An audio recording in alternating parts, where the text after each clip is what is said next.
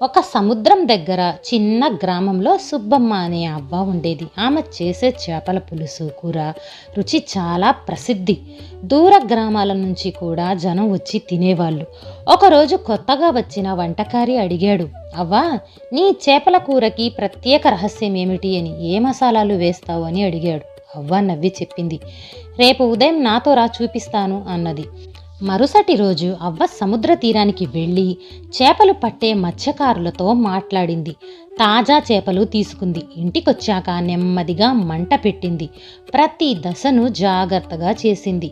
వంట అయ్యాక అవ్వ చెప్పింది, రహస్యం మసాలా కాదు బాబు, తాజా పదార్థం, ఓపిక, ఇంకా వంట చేస్తున్నప్పుడు మనసు అక్కడే ఉండాలి అని. ఆ వంటకారి అర్థం చేసుకున్నాడు, మంచి రుచి చేతుల్లో కాదు, అలవాట్లలో ఉంటుంది అని. నీతి: ఏ పని చేసినా శ్రద్ధ, ఓపిక ఉంటేనే నిజమైన ఫలితం వస్తుంది.